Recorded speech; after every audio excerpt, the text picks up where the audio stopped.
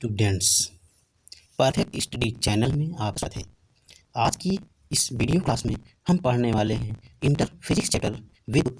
इसका पहला टॉपिक है वैद्युत आवेश। तो सर्वप्रथम 2500 वर्ष पहले एक प्रसिद्ध यूनानी दार्शनिक ने देखा कि जब अम्बुज नामक पदार्थ को उनसे रगड़ा जाता है तो उनमें हल्की वस्तुएं जैसे कागज के टुकड़े, मिट्टी के कण, छोटे तिनके इत्यादि को अपनी तरफ आकर्षित करने का गुण प्राप्त हो जाता है। परंतु 2000 वर्षों तक इस कथन पर, इस विचार पर, इस शोध पर कोई ध्यान नहीं दिया गया कि अम्बुज की भांति अन्य पदार्थ भी जैसे कांच, आग्नेय आदि को भी रगड़े जाने पर इनमें हल्की वस्तुओं को अपनी तरफ आकर्षित करने का गुण देखा गया। यानी 2000 वर्ष पश्चात फिर यह देखा गया कि अम्बुज की भांति अन्य पदार्थ जैसे कांच, आग्नेय भी अगर इनको भी रगड़ा जाता है ये भी हल्की वस्तुओं को अपनी तरफ आकर्षित करते हैं।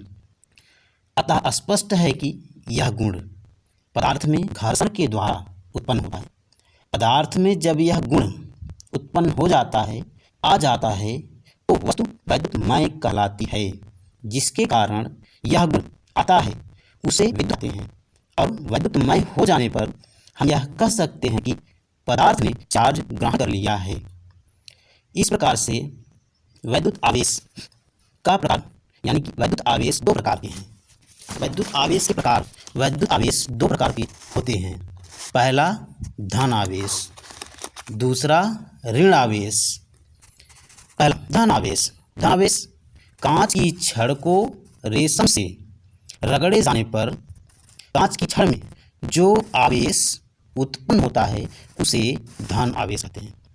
धन आवेश या धन आवेश कांच की छड़ को रेशम से रगड़े जाने पर कांच की छड़ में जो आवेश उत्पन्न होता है उसे धन आवेश या धन आवेश कहते हैं।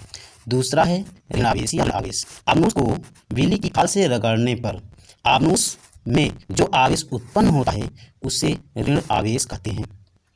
आवेशों के गुण में है कि आवेशों के दो गुण हैं। पहली चीज तो यह आग्नेय एक प्रकार का पदार्थ है जिसको रगड़े जाने पर उसमें वह विद्युतमय हो जाता है, यानी उसमें वैद्युत की क्षमता उत्पन्न हो जाती है, चार्ज हो जाता है, चार्ज ग्रहण कर लेता है। आवेश के गुण, समान आवेश एक दूसरे को प्रतिकर्षित करते हैं। दूसरा गुण क्या है कि विपरीत आवेश एक दूसरे को आकर्षित करते हैं। जिस प्रकार से चुंबक में गुण होता है कि समान पोल सेम होते हैं, वो क्या होते हैं, विपरीत आकर्षित करते हैं, और जो विपरीत पोल होते हैं एक दूसरे को आकर्षित करते हैं। सेम उसी प्रकार से आवेश भी धन और ऋण है, समान आवेश एक दूसरे को प्रतिकर्षित करते हैं।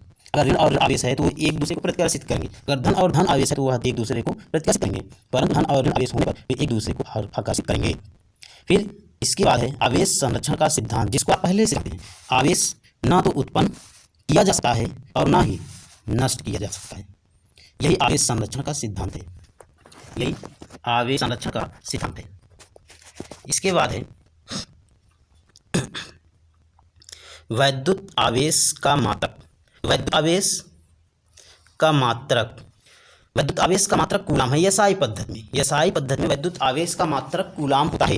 एसआई पद्धति में वैद्युत आवेश का मात्रक कूलाम होता है, परंतु एमकेएसए पद्धति में विद्युत धारा का मात्रक है तथा समय का मात्रक सेकंड है। अतः विद्युत धारा आवेश बटे समय, फिर उसे हम लिख सकते हैं कि आवेश बराबर धारा बटे समय। आवेश को स्मॉल q से डिनोट करते हैं, धारा को स्मॉल i से डिनोट करते हैं, समय को स्मॉल t से डिनोट करते हैं, यानी दर्शित करते हैं। आवेश का मात्रक एसआई मात्रक कूलाम है, धारा का एमकेएसए पद्धति से मात्रक एम्पियर है, और समय एमकेएसए पद्धति से मात्रक सेकंड है। अतः 1 कूलाम बराबर 1 एम्पियर में 1 सेकंड होता है।